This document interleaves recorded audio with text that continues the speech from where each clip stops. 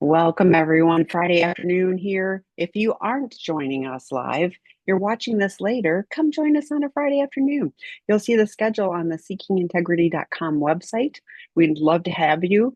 We have a whole slew of different hosts and different webinar topics. So if you haven't joined us live, you're watching this on our YouTube channel.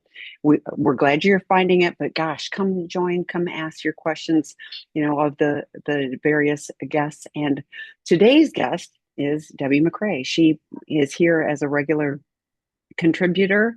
I was just saying before we hit record that I share her resources for partners as a resource, probably more than any of the other webinars. Just she's got so much good practical content to help provide a lifeline through this journey. So with that, no pressure. But what do you have for us today? Well, today we are doing part two of what every betrayed partner needs from their betraying partner to support their healing.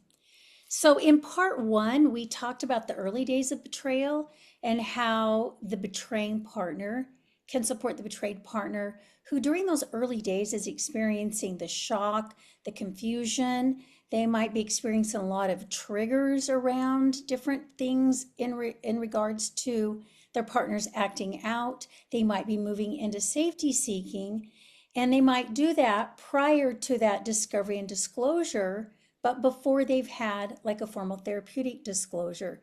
So today we're going to talk a little more on what the betraying partner can do over time to support the betrayed partner's healing. So it's really important to begin with that you, as a betraying partner, is in good, solid recovery. That's essential, and that's number one. So, as I talk about this today, I want you to think about the analogy of your recovery being like that person who does the trick where you've got all of the plates that you put on sticks and then you spin them.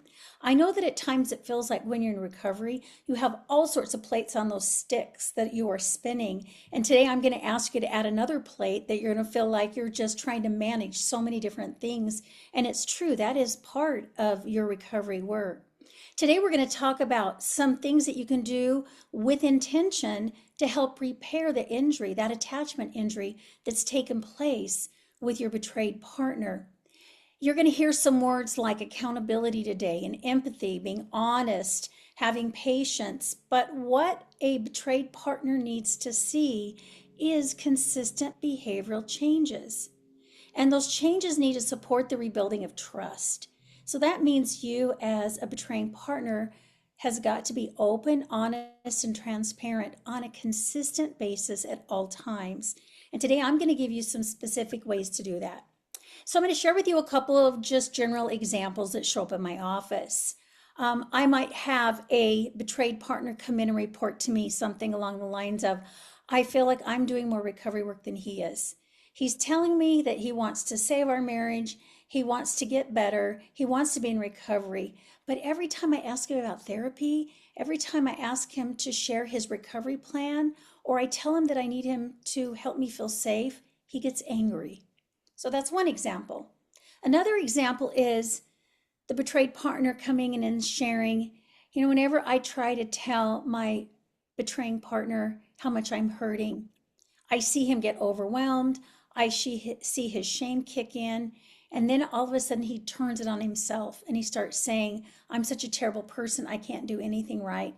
So in that moment, I end up stepping in, being the caretaker, rescuer, and I comfort him. So I feel like there's no place for my own pain. So today we're going to talk about how we can shift those two types of examples and we can make a situation that's very difficult, right? We can help in that recovery and that healing process together as a couple. So the first area of support would be to choose to be accountable at all times. So a betrayed partner needs to hear certain things to help them know that you're in recovery. One of the things they need to hear is the data.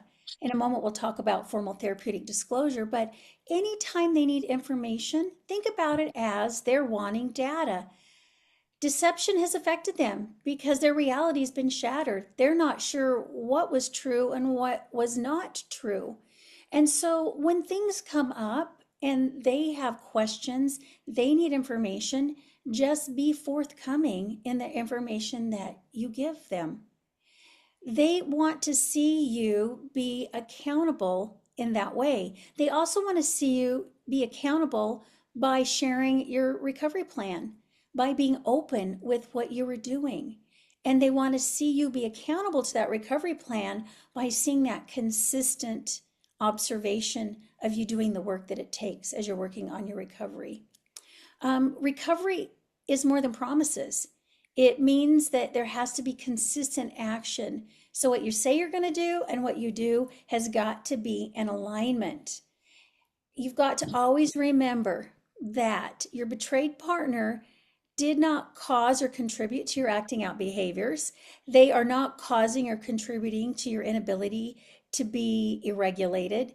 You've just got to be accountable for all the choices that you've made. What I see in my counseling office around the accountability piece might be the betrayed partner saying, he says he's sorry, but I just don't feel or think that he understands what he did to me. And on the other hand, the betraying partner might say in response to that, how many times do I need to apologize? And that question is answered simply by saying, as many times as it takes. You just need to be accountable again and again and again. So when you think about accountability, I want you to think about it as consistency. Those two are pretty similar. And so that consistency in what you do. So one of the elements of being accountable is just to simply call out the behavior. If you've made a mistake and you've messed up, just simply call it out.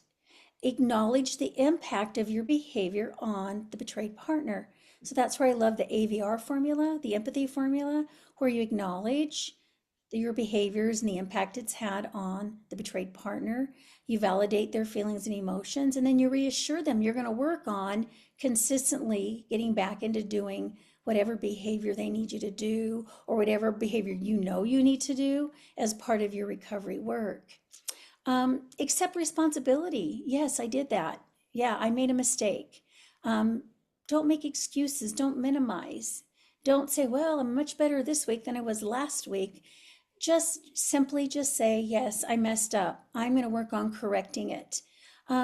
If you be sincerely remorseful, let them know that you want to do things that will help them feel more safe and more secure. And then let them know what the corrective action is that you're going to take. So I often have trade partners come in and they will share with me what I might consider some weak examples of being accountable. So it might sound like, well, I'm sorry you were hurt, or I'm sorry you feel that way.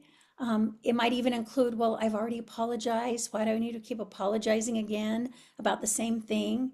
Or it could even be kind of turning the tables where you say, you know, we both made mistakes. You got dysregulated and I'm dysregulated, so I'm not the only one who can't control their reactions in this moment. So just be aware of those types of apologies. They typically don't support connection and they drive further disconnection. So there are some healthy ways that you can support the betrayed partner when you are moving into apologizing or taking accountability. It might be something along the lines of just reassuring them that they did not cause your acting out behaviors, and that anything they did not give them permission or a reason to betray you or to deceive them, rather. Let them know that you understand that your promises are only promises unless they're backed up by you demonstrating and following through on your recovery work and them seeing you make changes. And then simply, when you say, I'm sorry, make sure that you're attaching to that, I'm sorry that my choices have caused you to feel like you can't trust me in this moment, or that you're questioning your reality, or that it's causing you to question your own worth. So make sure that you take that I'm sorry and connect it to the behaviors that have hurt the betrayed partner. Okay, support area number 2, and that is stop the gaslighting, the minimizing, and manipulating reality. So some general areas of gaslighting and minimization include things like when your partner says that something occurred, right, your automatic reaction is denying that it even happened or occurred. You may not have memory of it, but here's one of the things I do know, and that is that betrayed partners typically have really good memory, especially prior to disclosure discovery. They remember things quite well because their brains at the time are connected to the prefrontal cortex, that executive functioning part of the brain, where there's logic, reasoning, emotional regulation, where we have good memory consolidation when we're connected to that part of our brain. So, one of the things that you should not do is to deny it. If you don't remember, you can say, I don't remember that happening. You might even say to them, and you've got to be sincere when you say this, and that is, we're going to go with what you remember because my memory is not accurate at this point. I'm still trying to put my memory back together or remember things as I'm working through my recovery. Another way that you can minimize and manipulate is changing the story once evidence has been discovered. So that would be where the betrayed partner finds something that indicates that you haven't been completely truthful on something. And so when they come to you and they might even do one of those interrogation type disclosures, then you finally tell more of the story. You finally give more accurate information. Another way you gaslight is by telling the betrayed partner that they didn't see something or hear something as, along the lines of what they remember. So again, like I said, you cannot tell a betrayed partner that they don't remember things accurately. Yes, they have trauma and they may not remember it accurately, but in that moment, that's not the time to do it. Um, Calling your betrayed partner paranoid, assigning them a label like that is gaslighting. And maybe even letting them know that, hey, you're triggered, you're unstable. So in that moment, you're doing that to kind of turn the tables on them. Minimizing your behaviors might things like minimizing, well, it was only pornography. There are guys in my group that are doing far worse things than that. It could be shifting the responsibility, like I said, where you might say to her, well, you got triggered first before I did. So now I'm making it back and I'm darvoing them, right? I'm defending, I'm attacking, I'm reversing, the victim, and I'm the victim and now they're the offender. It might be misusing some of the therapy language that you learn. So you might see them get triggered and you might say something to them like, you're emotionally dysregulated right now, so I'm not willing to talk to you, and then you walk away. That is very, very difficult for a betrayed partner to experience. So there are healthy ways that you can support the betrayed partner. Like I said earlier, it might be something as simple as, you are remembering it correctly. I denied it at the time because I was afraid of the consequences. Here's what really happened. You might even go to your betrayed partner and take accountability by saying, hey, I minimized what happened. Calling it as only pornography really ignored the secrecy and the lying and the impact that it's had on you. It could even be that when you get defensive, letting your betrayed partner know that you feel yourself getting defensive and that your shame is coming up and maybe it's turned to blame, and that's why you've turned the tables on them. So the third area of support is being honest and being willing to do a therapeutic disclosure. So we talked about discovery and what happens around discovery and even disclosure, and all the confusion that happens for the betrayed partner, all the emotional dysregulation. What happens too in this particular time when they're in crisis is the betrayed partner is trying to put together all the parts and the pieces of what their life really was prior and during this whole experience of discovery and disclosure. It's very confusing for them. So they go through what I call putting the puzzle pieces together, where they're going back and they're thinking in the past about every little thing, trying to make sense of it. And it's kind of like they're putting their reality back piece by piece. And so it's really confusing and difficult and dysregulating for them if they're only getting partial truths, or they're having to discover things and come to the betraying partner with those discoveries. A staggered disclosure is very traumatizing. So one of the things to do as the betraying partner is to be willing to do that therapeutic disclosure, which is a clinically structured process that brings the truth out in a way where we can minimize unnecessary harm. We can get the betrayed and the betraying out of that cycle of staggered disclosure, dysregulation, more truth, and that being on repeat. So, in a therapeutic disclosure, and I've done a webinar in the past on that, there's going to be things included in that, like the categories of behaviors and what they were. Time frames and timelines will be included. Any additional betrayals, especially around finances. It might be as part of that, maybe even that timeline work. It might be locations and circumstances around when things were happening that support the partner's understanding of their true reality.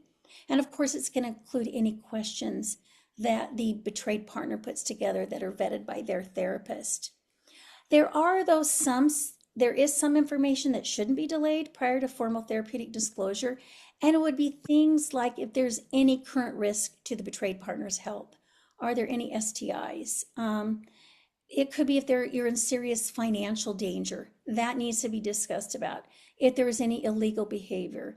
And again, my recommendation is if you've got something difficult like that, find a good support for that, which I would include the therapists in on that type of information that will help support the betrayed partner in that moment and help support the betraying partner in sharing all the information that needs to be shared. So your job as a betraying partner is to be willing to do a disclosure if the betrayed partner needs it. To be understanding and let them know that every new discovery restarts their trauma again, and that you're willing to work with your therapist to put together an accurate disclosure. Letting them know that you're working to get all the data put together and that you're not going to hide anything that's urgent they need to know in the moment. You're willing to do that. And also letting them know that if they do need information right away, that you're going to get support rather than doing it on your own. Get that support and share that information if it needs to happen prior to that formal therapeutic disclosure experience. Area number 4 is demonstrating that you're doing recovery without being asked or reminded. We talked a little bit about this last time, but I know that betrayed partners are going to be very aware of the betraying partner's recovery work, especially in the early days. So they're going to notice when you go to therapy. They're going to notice when you attend group. They're going to ask what you're learning. They might even be aware of when you're in your recovery books and you're doing your work. I do know that they become very concerned and they move into their fear when they see you missing appointments or there's inconsistency in the appointments that you're attending with your therapist, and even if you're missing group. They might even suggest some ideas and give you ideas. And again, remember, underneath this most likely is the betrayed partner's fear. They're fearful that if I quit paying attention, what if, he doesn't do his work? And what if this happens again? Maybe they're questioning, does he understand how serious this is? And for them, they want to have a good outcome. So oftentimes, when they're in that fear cycle, they're moving into some of those controlling behaviors. They want to make sure that you're doing your recovery. So make sure that the betrayed partner doesn't have to carry the load of your recovery. So that means you're going to schedule your therapy appointments. You're going to look for resources on your own. You're not going to have the betrayed partner do it for you. You're not going to have them remind you to attend any of your meetings. A lot of my couples will have a shared calendar where you put all of those things in it, so both of you know what each other is doing as far as your schedule, and especially in regards to your recovery work. It might also include things like exactly what you're going to do when there's a slip. If there's any slip in your recovery, you're going to put boundaries in place, like you're going to report it within 24 hours. You're going to ask the betrayed partner if now's a good time to share. You're going to make sure that you're both grounded and you're sharing that information in the moment. Have an attitude that your recovery is your responsibility. Don't make your betrayed partners chase you into doing recovery. So be forthcoming. Let them know, hey, this is what I learned in therapy. Here's a connection I made. Here's what we're working on. Here's the step I'm working on in my 12 steps. And here's what I'm learning about myself. And then maybe approaching them with some type of a plan if there's a slip. So be proactive. Make sure that they see you taking the first step at every area of your recovery. Area number 5 is choosing empathy and managing your shame. This is a big one that comes up. So sometimes we confuse empathy with saying, I'm sorry. So I'm going to tell you what empathy is not, and then we're going to talk about what empathy is. So empathy is not agreeing. It's not trying to minimize or fix the betrayed partner's emotions. It's not explaining yourself and maybe what your intentions were. It's not asking that the betrayed partner look at things from your side or asking them to reassure your distressing emotions. And it's not offering solutions before listening to what they're saying. So, empathy really is sitting in this space, lots of times of discomfort for you, the betraying partner. So, what you're trying to do is to step into their shoes and look at life through their lenses of what it would be like to experience that betrayal. Then you're going to name the pain that you observe. Notice if they're feeling sad. Notice what they're expressing because betrayed partners typically, I find, are pretty good at expressing what they're feeling. And then I want you to connect those feelings that they're talking about to how your choices have impacted her and have caused her to have those feelings. Be really present without defending yourself. And I know this is hard.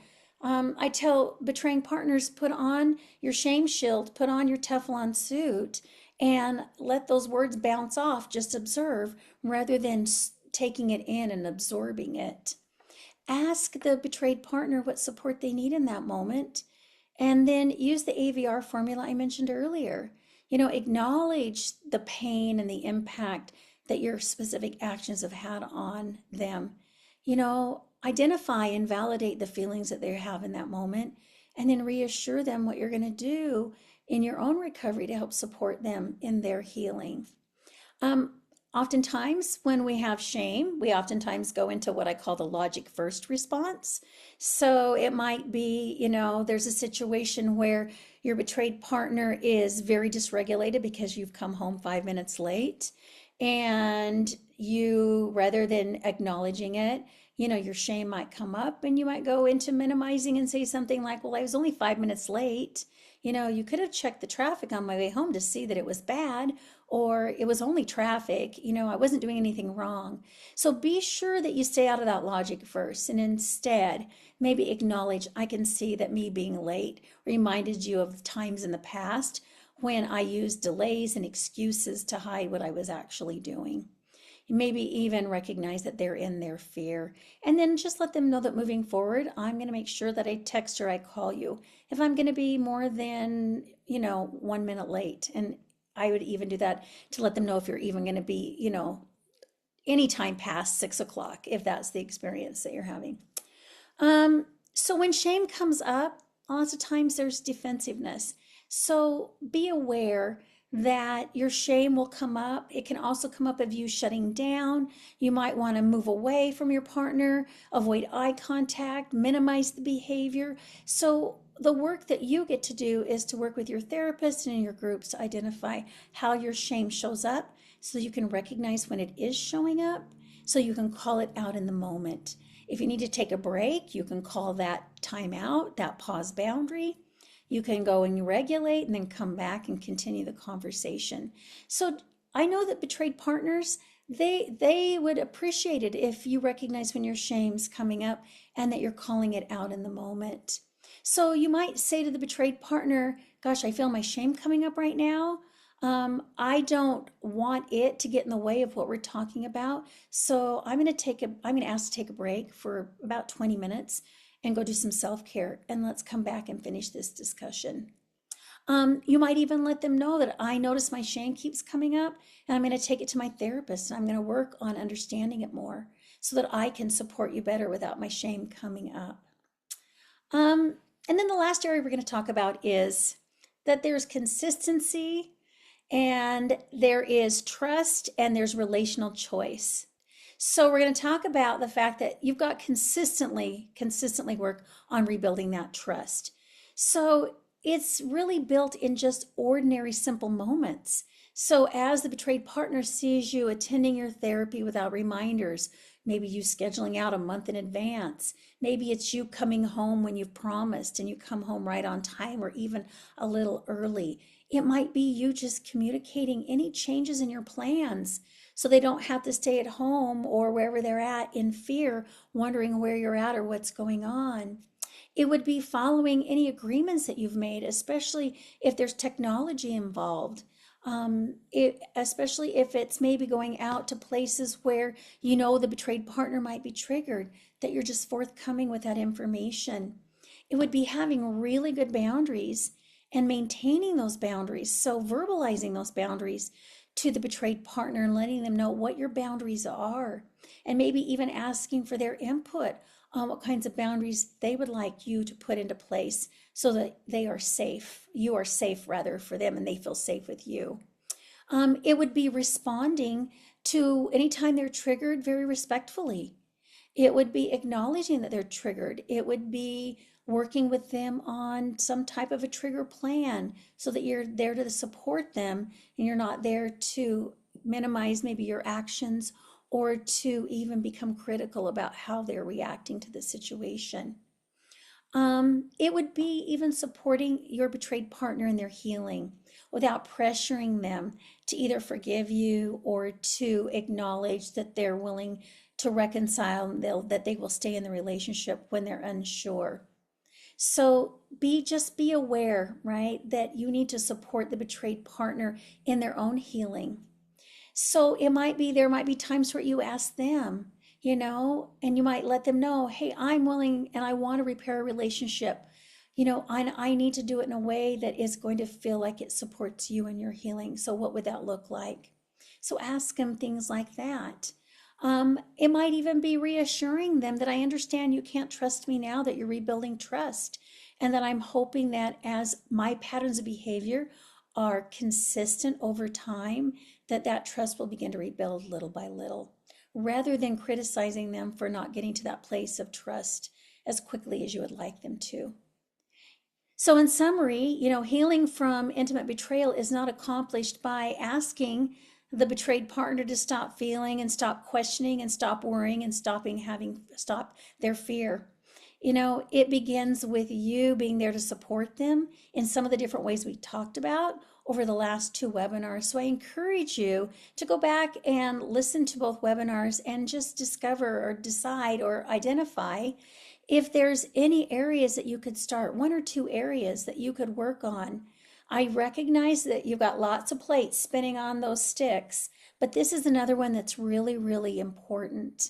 And so for the betraying partner, for her, healing means that she gets to see you doing your recovery work consistently, with openness, with honesty, with transparency over time. And the unfortunate part is we don't know how much time that's going to take. That's so different for everyone. So I hope I've given you some ideas to think about in this webinar today. You did, and lots of good stuff. And I was thinking, yes, adding another plate, but when there's relational uh, tensions and things, if adding this plate takes away the giant plate of all of the uncomfortable, and like it's scary, but it's like lean into to that aspect of it. So to me, it's like, okay, I'm going to take this plate. It's not going to feel good, but I can avoid that really challenging. Like, we are meant to be in relationships. So when there's distrust and that separation, that's hard on everyone. So doing little things, like you just said, consistency. If I just consistently show up, and if I consistently am present, and I start to show with my actions that I'm doing the work that I need to do instead of doing the minimizing, denying, all of those things, which is common and typical and the go-to, but that shows the change of like, I'm not doing those same things, and when there's a mistake and you slip back into those old behaviors, go, oops, I recognize that. I can understand how that, can be perceived and how that was not my intention, but that doesn't really matter because the impact is this. There's so many different ways, and I have witnessed, and I know you have too, the more people are leaning into this, that starts to set the foundation and give stability. And then, if people are both able to stay regulated, wow, that changes everything rather than two dysregulated people. So good stuff. There was something I was going to talk about, but I can't remember. I'll look Yeah, for can it. I But add something to something you please, yeah, said? yeah, And I think it goes back to about just evidence. A betraying yes, partner is just looking for evidence, right? And really, what I talked about today and last time was this is the kind of evidence they need to see, right? And you're right, you're going to have to lean in. You're going to make mistakes as a betraying partner. You're going to blow it. You're going to do it wrong, but you've got to do it differently. And by differently, I mean in a healthier way. And it takes time. You're learning. And so recognize that. The important thing is that you're willing to lean in. And yes. betrayed partners see that even when you make a mistake. The And important thing, especially if you own the mistake, so yeah, yes, yeah, yes, yeah. yes. Yeah, and I did remember what it was. It was like the weak examples. Like it is such a diss to say, "Oh, I'm sorry you feel that way." Like there's no apology in that so-called apology. I've received that. I will own that I've used that in the past. I'm sorry you feel that way. But it was an insincere giving lip service to it. I really work hard at not doing that anymore because I recognize that it was like I really don't care. I'm sorry you feel that way. But I don't have any empathy. I don't have any connection to it. So if a partner is receiving that message, while the words say, "Oh, I'm sorry," the rest of the message is, it's all about too bad for you Mm. kind of message. So the first question, and we would welcome more questions by those of you joining. What to do when betrayed partner denies the request for a timeout? And you've witnessed this before too, I know, with, yeah, like I'm going to follow you around. So, yes, yeah, Yes, I have. So if that's the situation you're dealing with, when you are both emotionally regulated, my recommendation is you sit down with the betrayed partner and just say, hey, I'm trying to create safety in this relationship. So here's one of the things that I am going to put in place as a safety boundary for both of us. And it is that when either one of us get dysregulated, emotionally dysregulated, that we call that timeout. And that it doesn't mean that you're not going to finish the conversation. It doesn't mean that what they're saying doesn't matter to you. It does. But we cannot, when we are no longer connected to prefrontal and we're back in that mid back part of our brain, in that limbic region where we're in that primitive part, where we're in fight, flight, or freeze, but especially when we're in fight, we want to just keep at it. The problem is we don't have the ability. Our brain isn't in the area where it can do that. So because we're not connected to here, so there's no logic, reasoning, emotional regulation. So even just reminding the betrayed partner that we have to step away for at least 20 minutes. I would recommend 30 minutes and do something really intentional during that 30 minutes. And then before you leave the timeout, let that betrayed partner know, let your betrayed partner know, hey, let's meet back right here in the same space in 30 minutes. Set a timer and then step away. But let them know that's what you're going to do. Now, the other thing you might need to do is to let your betrayed partner know that moving forward, you're not willing to stay in that conversation. And that's the one thing. And that if they could choose to continue, when you call the timeout, then you might just have to leave the house, go for a drive, go do self-care, but let them know beforehand. Don't just do it in the moment because that feels like abandonment. That feels like, they're left hanging, but we need to have a very clear plan. And then when you put that plan into place, which is the moment either one of us become emotionally dysregulated, we're to call a timeout or a pause boundary, step away for 30 minutes, come back to the same place in 30 minutes and continue with the conversation. And if you choose not to, if either one of us chooses not to honor that boundary, then the other person is going to leave the house, leave the room. They're going to go somewhere safe until things have calmed down and you'll come back in 30 minutes to continue. What I also like to do to help reconnect to prefrontal is I tell couples to sit down and go through the four-part talking boundary because something triggered them. They saw or heard something. So now we're going to identify that. And then we're going to identify the second step of that four-part talking boundary is the stories you went into, what you think about, what you heard, what you saw, the emotions that you experienced, and then what you need. So when we come back together, we're coming back with a structured format, and we can start by sharing that and then continue the discussion. My recommendation is you do knee to knee communication at that point. So you're up knee to knee and you're listening to your partner without interrupting.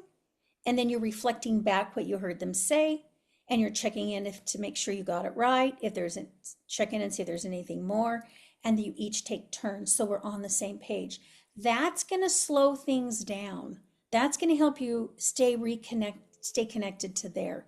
So that's my recommendation. Sometimes if a partner chooses not to follow through on a boundary, you have to leave. But you've got to let them know before you do that.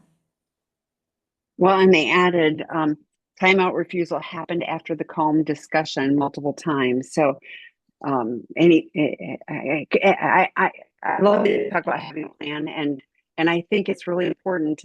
I had two ideas with this that I've helped couples put in place. One was, and what are you going to do during your timeout? And like one partner had a very clear, this is what I'm going to do, and the other was like, I don't know.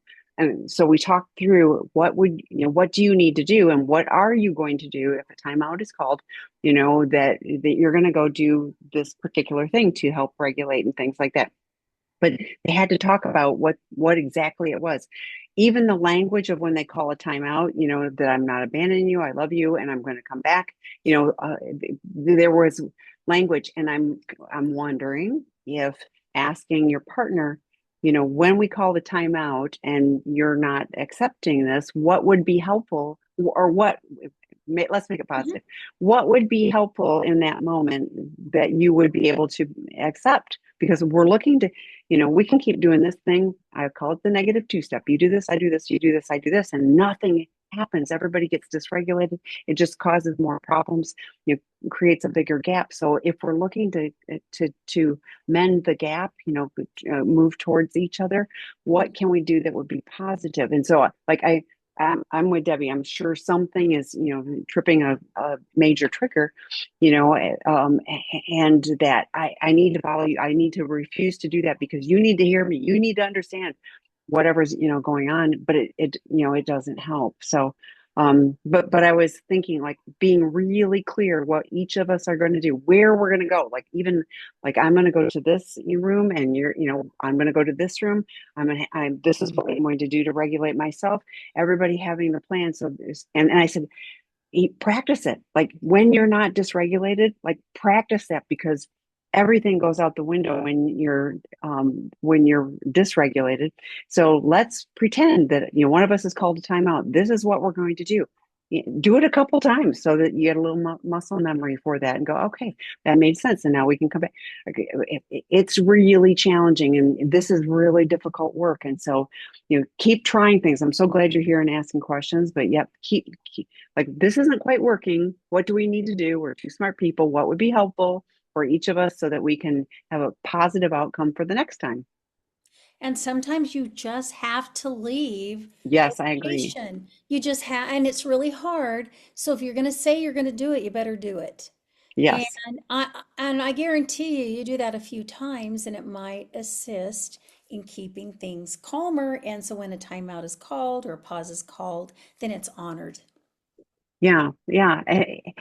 And if your partner is able to say, what is happening, like when you're regulated, and this was, I would really advise you guys working with a qualified professional of like, Yes. what's going on? Because there's something really big going on right then, for your partner. So what's going on that would prevent your partner from doing something that will help the relationship move forward? And no shame or no judgment. It's like there's something happening, and to get some qualified help could be really useful in that Yeah. moment. Yeah. I like Okay, that. so then next one, 30-year marriage partner is sober. a difficult time with leaning in on a regular basis. Feel like a nag, and we are 15 months in. I do share all of this data and nodding my head the whole time you talked. I'm exhausted being in charge of this recovery and betrayer doing time, even leading a meeting, but seems passive, no step work, but knows about all the options. He has ADHD, so I feel badly that I have needs to feel trust building. 30 years of hiding porn addiction, and he's been lots of work groups on our site. I have so many thoughts on this one. So yeah, Oh, maybe I yeah, should have you go first. no, no, feel free. So yeah, no, I'm just like, Well, I want to acknowledge a couple of things. I can just tell by the question that you are so wanting him to just jump in and take the reins of his recovery. And you're right, it's exhausting to kind of be the one kind of either reminding or asking or outlining or whatever that is. That is exhausting. Um, the other thing that's difficult is you're dealing with somebody who has ADHD. So that's something that I think needs to be addressed along with any of the recovery work. And I'm not sure what that would look like for you. Maybe his therapist understands ADHD and specializes in that. Maybe there needs to be more assessment. Maybe there needs to be medication. I mean, all of that, I don't know your specific situation, but that needs to be addressed. And in educating yourself on the impact of ADHD on recovery, because what you're sharing I hear oftentimes from betrayed partners who their betraying partner has ADHD. Um, because I don't know why. I don't know if there is an overwhelmed feeling. I don't know what.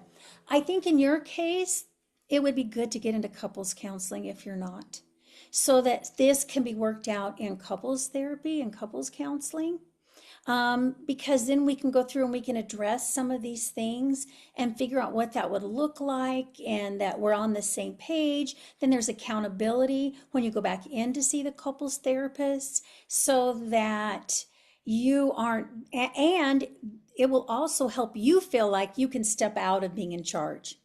Let the couples therapist be in charge and work with the two of you. Um, and maybe when you first get into couples therapy together, that you're just really straightforward and honest about the struggle you've had and let the therapist know, here's what I need support in. Let your partner also know that that's what you're going to talk about in couples. But I think the ADHD is something that needs to be addressed and that needs to be understood, so that you have that foundation. One of the books that I like on that, and that is The ADHD Effect on Marriage, is a great book, because ADHD shows up differently in different people. And so there's workarounds, there's ways to manage it. It's just their brain works different than ours. So we can figure out, different ways to manage it. So it is very complex.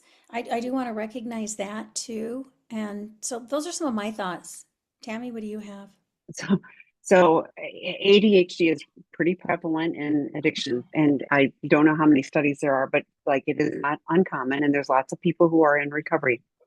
But here's what I hear, and I'm saying this with so much care for you and him too, but here the care for you, you know. One of the things we talk about in 12 step is half measures avail us nothing. No step work.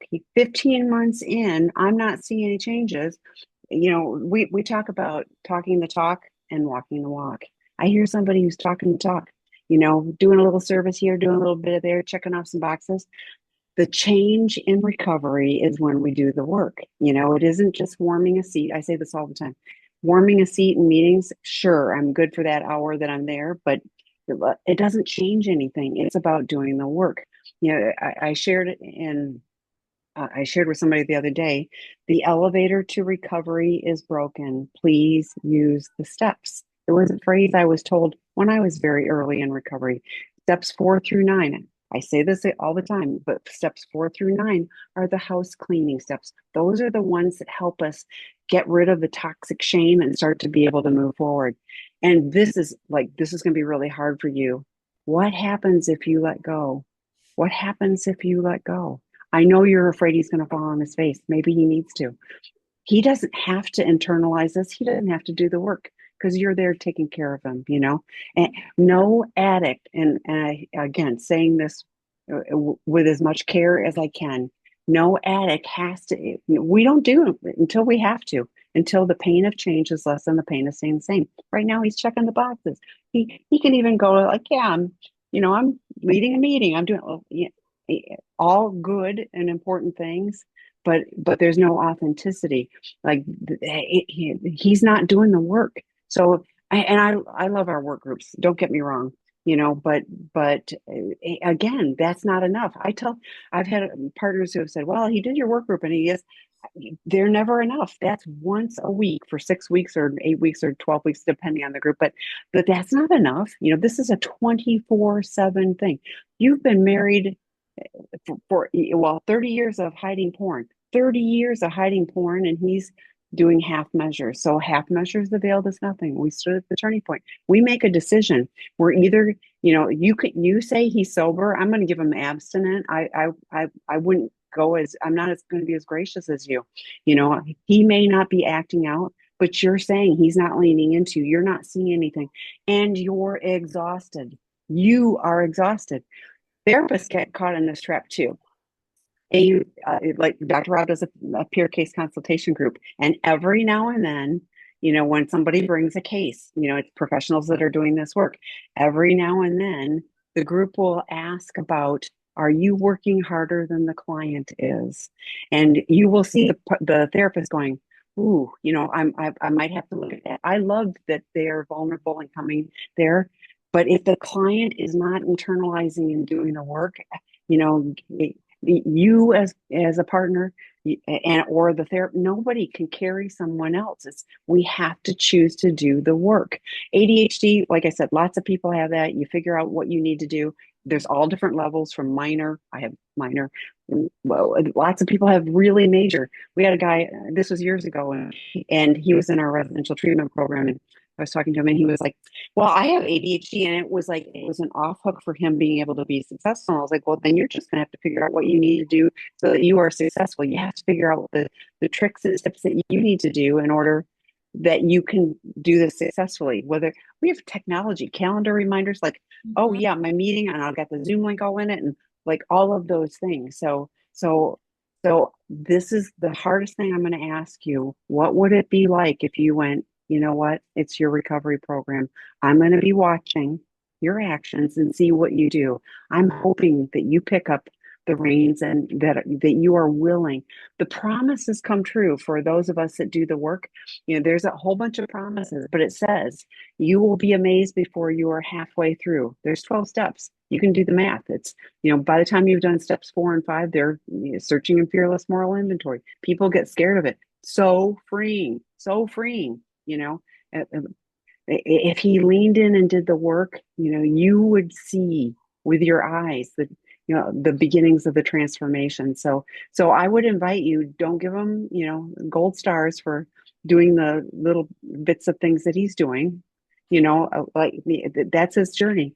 I would really work on taking care of you, self-care for you, and going like, this is your journey. You're gonna, sink or swim. I'm here.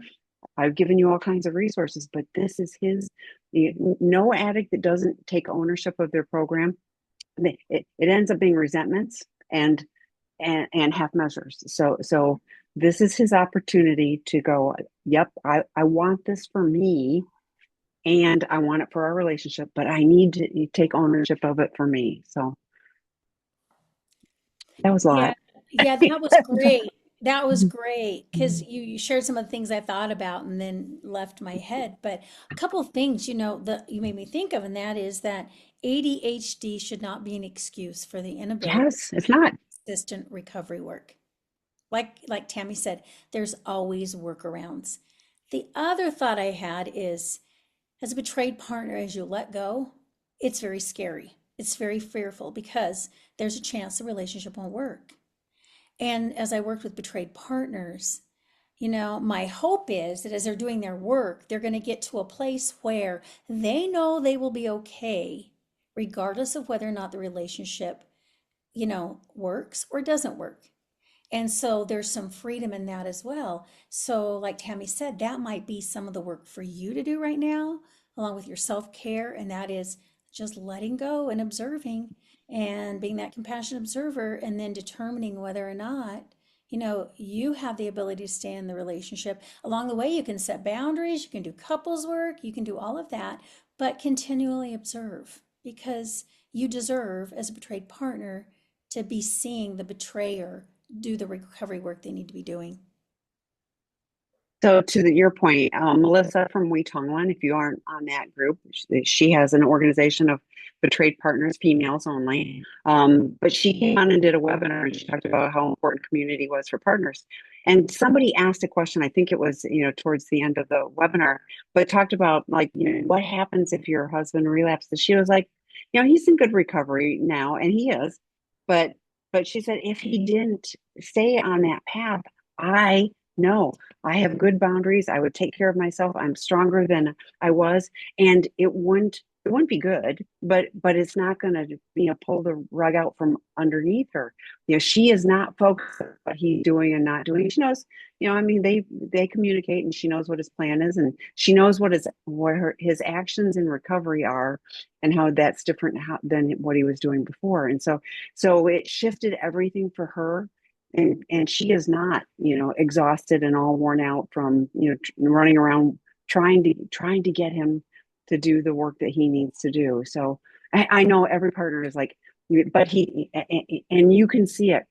I'm an addict in recovery. I see lots of people, and it saddens me. I sit in meetings, and people are like, yeah, I'm really loving this. And then they quit coming to meetings, and they don't ever do the work. And they're like, yeah, this is going to change my life. And then they don't do the work. And so, I mean, I know lots of people who chose not to be on this path, and some that went, yeah, I had to go back out there and figure it out and go, wow, I have a lot to lose. So I'm sorry about that, but and I think addiction sucks for everybody. And I always say, if there was a magical cure, there's not, and I had to go find another line of work, I would. I'd be fine with that, because this is so painful for everybody. But please take care of you. Make you. Debbie's going to do another boundaries, work group. And I love that she talks about internal boundaries. I am not going to betray myself. I am not going to exhaust and, myself and deplete myself, hoping that the other person, I get caught up in hopiness that they're gonna see how important this is. They don't yet. They can, but they need to. That's an inside job. They need to do it themselves. So. Yep. Okay, what about when the betrayal is sort of new and the betrayed is in a great deal of pain, and the betrayer is just in the other room watching TV and laughing, and whenever you see them, they are always appear to be so happy and acts like nothing has happened. How should this be handled? Oh, I am so sorry. Mm. That feels like so much denial and minimizing, and oh, Yeah. oh, Well, first of all, get yourself a good therapist so that you have support. So you've got somebody to guide you because this is a difficult situation. Like Tammy mentioned, I would be curious about the fact that, is your betrayer in some type of minimization? Do they have the ability to dissociate from feelings and emotions? And they do that by moving into these other behaviors like watching TV and laughing and acting like nothing's happened.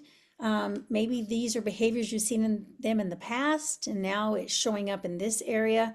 But you are going to need some type of a therapist to help you as far as boundaries go. Um, so that compartmentalization, like you mentioned, Tammy just put something in the chat. That is really important. I had somebody this week, one of my clients mentioned Scott did that on how addicts can compartmentalize, and that definitely could be what you're dealing with. They're not willing to face their reality of being an addict and the impact that it's had on you. So you might have to put some pretty, difficult boundaries in place at some point. You might need to ask. And again, I want you to do it with the guidance of a therapist. Don't just do this on your own. You have to have a qualified therapist who understands something like a formal therapeutic or healing separation. because that might be what your betraying partner needs to kind of realize the seriousness of everything. But for you, I think right now the first step is to get a good therapist, somebody who understands what you're dealing with, the therapist that's really good with boundaries, one that can support you in understanding and dealing with your own pain. You've got so much pain you're dealing with. And even just getting in and talking to a therapist and sharing your story will help with that pain. And to talk about the pain points with your therapist in session and checking in and seeing if there's something that you can do, a boundary to put in place, right? Maybe it's skills and tools that you can use to help manage that pain that you're experiencing, and then putting some boundaries in place to create safety for yourself in this relationship because it doesn't feel safe, right? When you're in so much pain and it's like you're being ignored, it's like you're abandoned in that moment in your pain, and it's so lonely. So I want you to get lots and lots of support. I just put a whole bunch of things in the chat. So Scott did a great webinar on compartmentalization. We also have talked about real recovery and 12 steps and all of those things. But the therapeutic separation, there's actually two qualified professionals came on. They've got a workbook. They have a whole plan. Like it's really helpful because they're otherwise it's just a separation. So this is what we need to do. If there's discovery for him, he may be going like, "Oh, I feel so much better," you know. And if it was discovery like that, I call it vomit disclosures or discoveries because I feel better because I vomited all of this information, and now you are stuck with all of this without support. So what Debbie was talking about with getting a qualified professional, you can email tami@seekingintegrity.com. I give referrals out all the time, for people who are qualified to do this work, but I also put another one of Debbie's, the safety with boundaries. And then Kristen Snowden did things to do in the first 60 to 180 days. Really helpful, for giving a framework because you're talking about this is really new. So there's a lot of resources. We have support sessions on our site. That's not therapy. We have work groups. I put the link for the work groups, and there are specifically for partners, separate for him.